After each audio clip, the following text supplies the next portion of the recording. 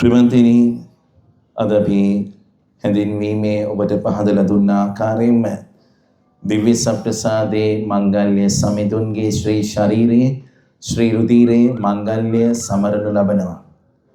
මේ මංගල්‍ය සමරද්දී අපිට සංඝයක් විදිහට අපි මේ මංගල්‍ය දේව මාතාවන්ගේ ඒ මංගල්‍ය විශේෂයෙන්ම දේව මාතාවන් එලිසබෙත් බැහැදකීමේ මංගල්‍ය අපි සමරනු ලබන සංඝයක් විදිහට. එතන මේ දිව්‍ය සප්‍රසාදේ මංගල්‍ය සමරන්දී ස්වාමීන් වහන්සේගේ වචනේ අපිට ආරාධනා කරන්නේ ඒ සමිදානන් වහන්සේට සිරුරක් වන්නට, ඒ ස්වාමින් වහන්සේට වාසය කරන්නට, අපේ ජීවිතයන් බාර දෙන්නට. ඒ ස්වාමීන් වහන්සේ කියන සුද්ධ සුභාරංචියේ මම ඔබ තුල වාසය කරන්නට යනවා. එතකොට ඔබ මා තුල ජීවත් වන්නට යනවා. ඒ ජීවත් වෙන සියලු දෙනාටම සදාතන ජීවනය අයිති වෙනවා. ප්‍රමදිනින් මේ ඇවිල්ලා එකපාරටම ඇතිවෙච්ච සැලැස්මක් නෙමෙයි.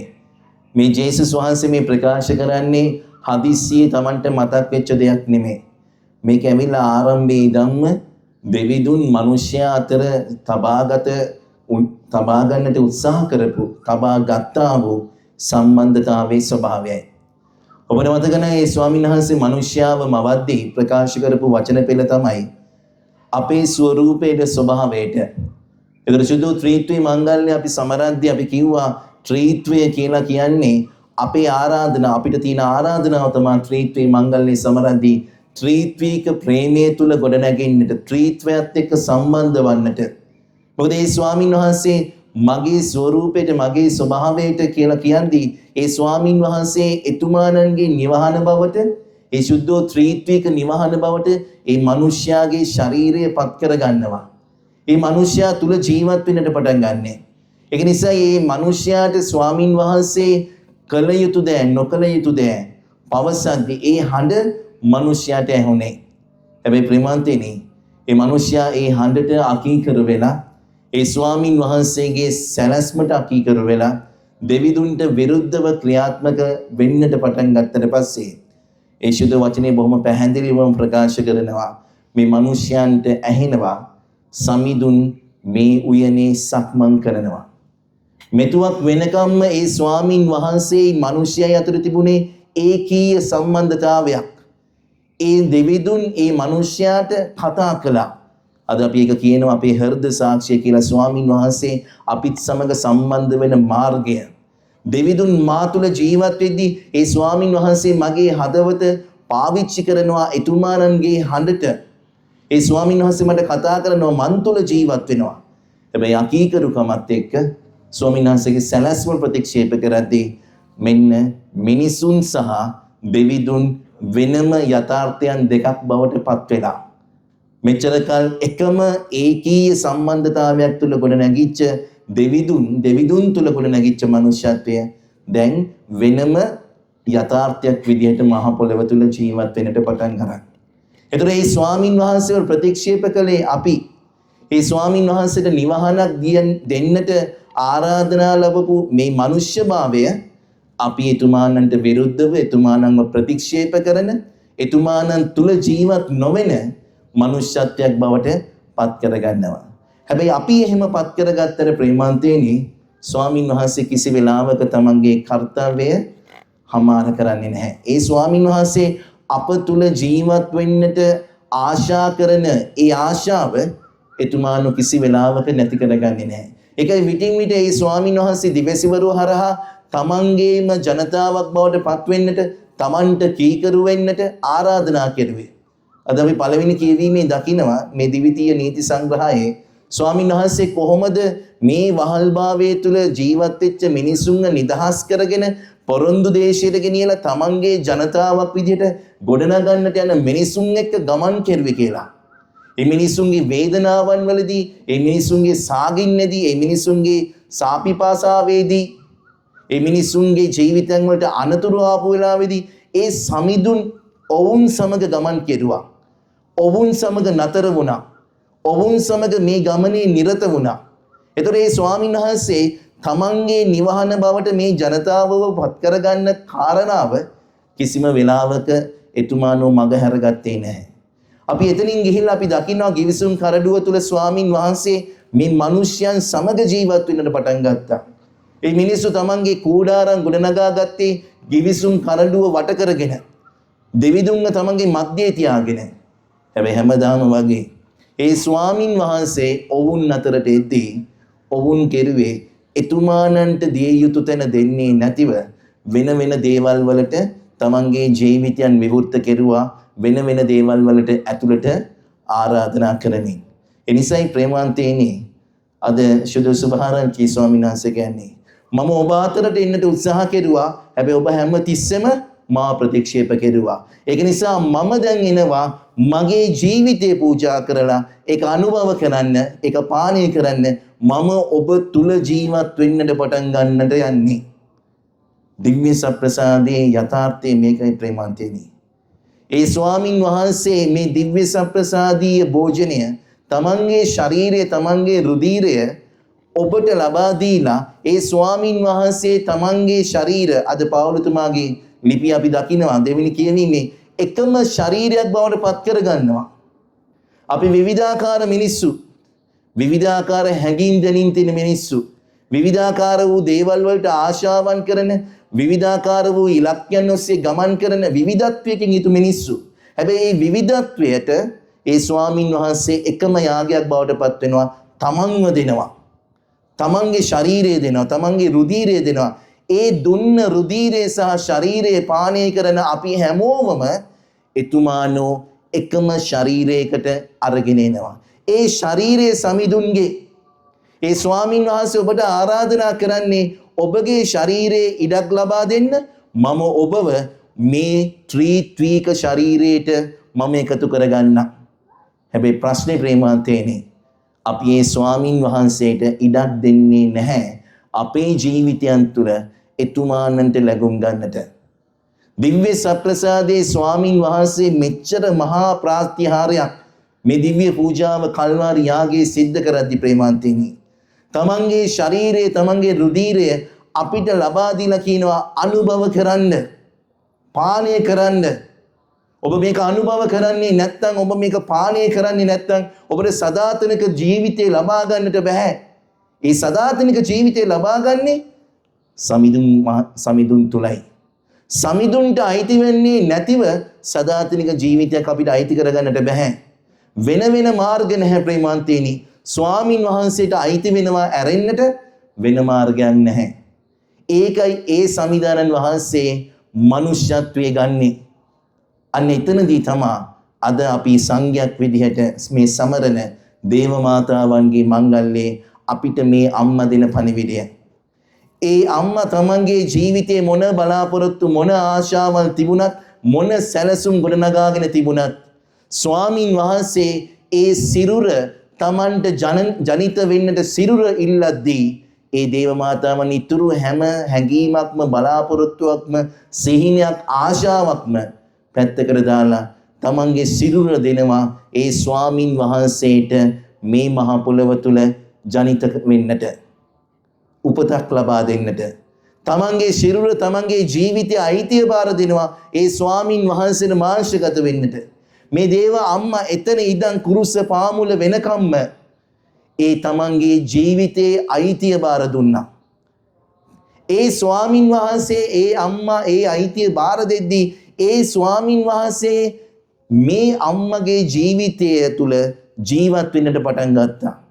සදාතනික කීකරුභාවය, සමිඳුන් ඉදිරියේදී අනිත් හැම දෙයකටම වඩා සමිඳුන්ට අයිති වීම. හැබැයි මේක ලේසි පහසු ගමනක් වුණේ නැහැ.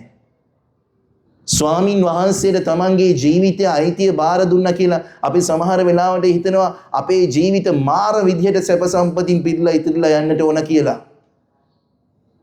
අපි නිකන් නිගමන ගොඩනගාගෙන තිබෙනවා, අපි තර්ක ගොඩනගාගෙන තිනවා ස්වාමින් වහන්සේත් එක්ක ඉන්නවා කියලා කියන්නේ සැප සම්පත් තියනවා මේ මහ පොළවේ.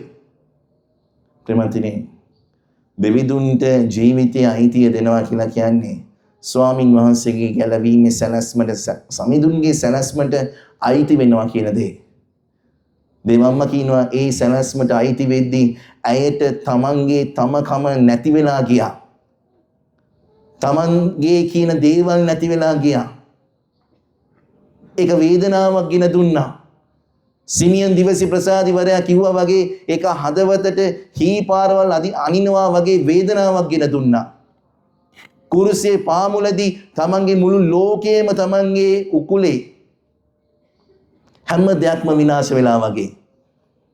හැබැයි ඇය සිරුරක් වුණා ඒ සමිඳුන්ට මේ ලෝකයේ තුල ජීවත් වන්නට. ඇය අවසන් මොහොත වෙනකම්ම තමන්ගේ ජීවිතයේ ඒ ස්වාමින් වහන්සේට කැප කරපු නිසා ඒ ස්වාමින් වහන්සේ ඇයව තමන්ගේ ජීවිතයට ඒකාබද්ධ කරගත්තා.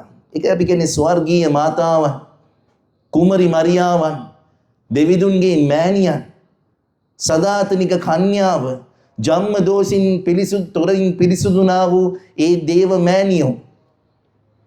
ඒ ස්වාමීන් වහන්සේ සකල වරප්‍රසාදයන් වලින් ඇයව පිරෙව්වා. සෑම පරම්පරාවක්ම ඔබ භාග්‍යවන්තයයි පවසන්නේය. ඒ ස්වාමීන් වහන්සේ සියලු වරප්‍රසාදයන් වලින් ඇයව අගතැන්පත් කෙරුවා. හැබැයි අපි මේ මහ පොළවේ කියන සැප සම්පත් නම් නෙමෙයි. අපි මේ මහ පොළවේ කතා කරන වරප්‍රසාදයන් නම් නෙමෙයි. එනිසා ආදරණීය ප්‍රේමන්තයනි, මේ දිව්‍ය සප්‍රසාදය ඔබට මට අවස්ථාවක් ඒ ස්වාමින් වහන්සේ හා සමග සම්බන්ධ වෙන්නට. අපි මේ අවස්ථාව කොච්චර දුරට අපේ ජීවිතයන් වල අපි ප්‍රයෝජනෙට ගන්නවද? එතන ස්වාමින් වහන්සේ තමන්ව ලබා දෙනවා අපිට. ඇවිල්ලා කියනවා මාව ලබා ගන්න.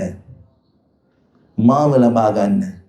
මාව අනුභව කරන්න. මාව පානය කරන්න. හැබැයි අපි ප්‍රේමාන්තයනි හරි අලස විදියට එතුමාණන්ගේ ඒ ආරාධනාවට පිළිතුරු දෙන්නේ. අපි සමහර වෙලාවට හිතන්න ප්‍රේමාන්තයනි කොච්චර අවස්ථා ජීවිතයේ තිබුණත් අපි සතියක් බලන් ඉන්නවනේ මේ අවස්ථාව ගන්නට. අපි සතියක් බලන් ඉන්නවා. ඔබට කියන්න පුළුවන් අපිට අවස්ථාවල් නැහැනේ, දවස ගානේ අපිට පූජාවල් නැහැනේ.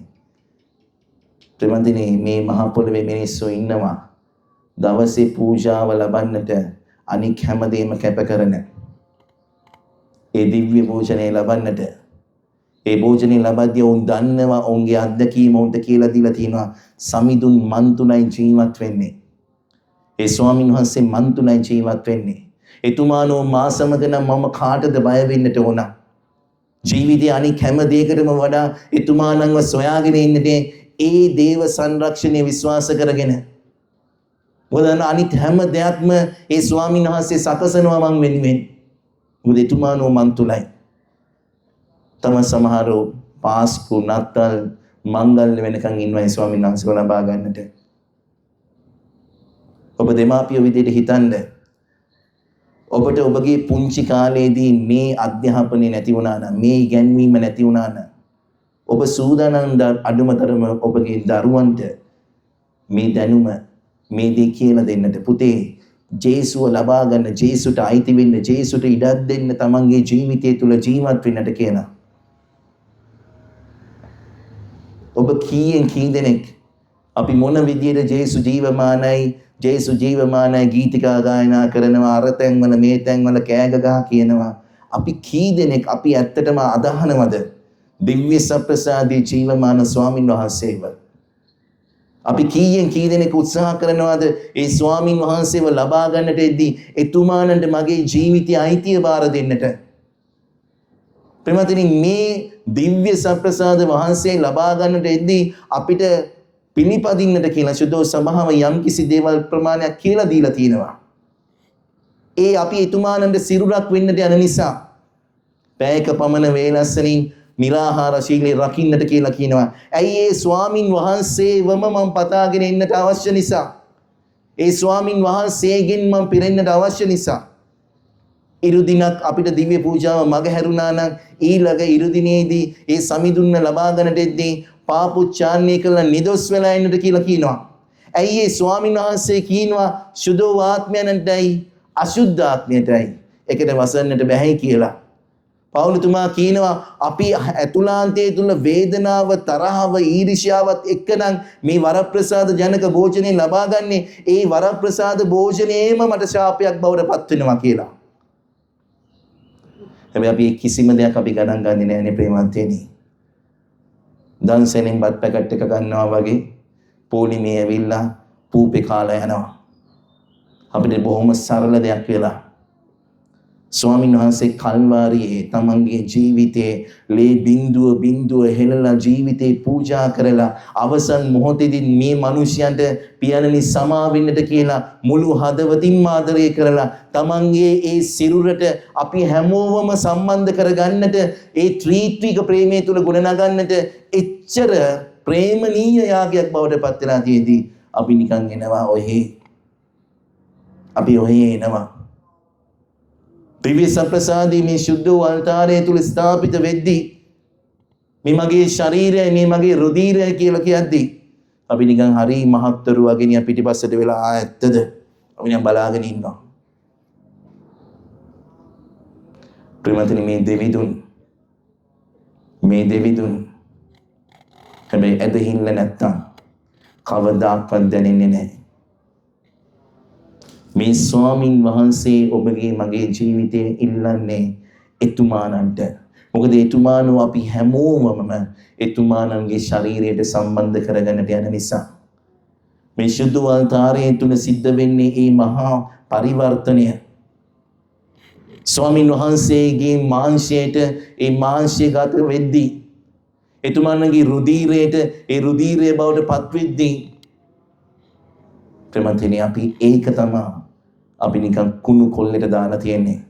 ගානක් නැතුව තවත් එක සිද්ධියක් වගේ. කල්පනා කරලා බලන්න ප්‍රේමන්තේනි. අඩුම තරමේ වැඩිහිටියන් විදිහට අපිට තාම තේරුම් නැත්නම් අඩුම තරමේ අපි උත්සාහ කරනවාද අපේ දරුවන්ට හරි අපි මේක කියලා දෙන්නට.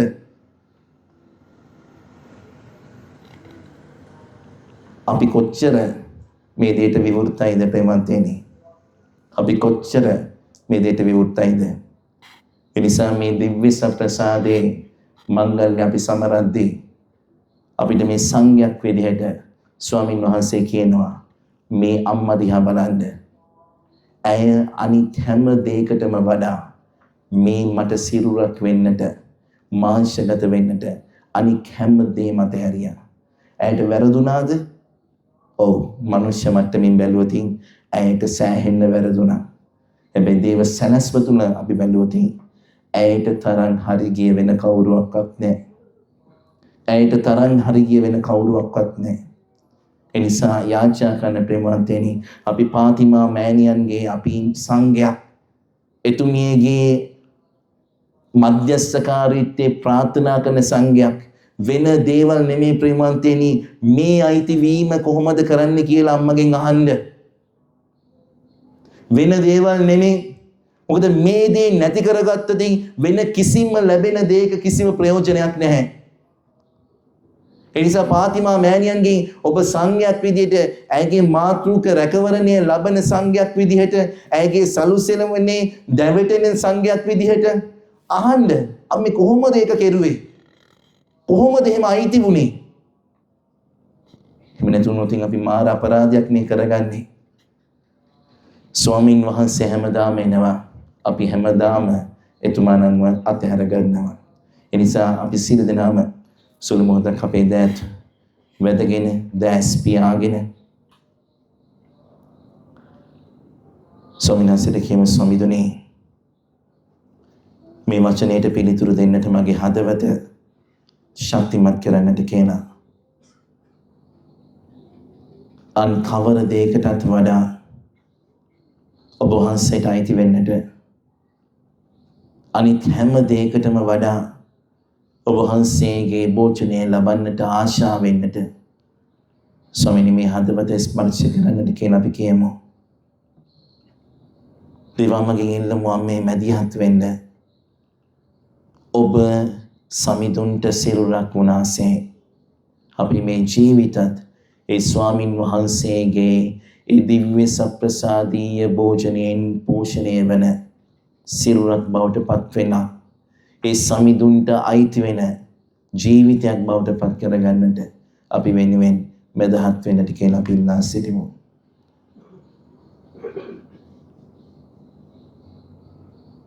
මේ කීදී අපගේ ස්වාමීන් වහන්සේගෙන් අපට ලැබේවා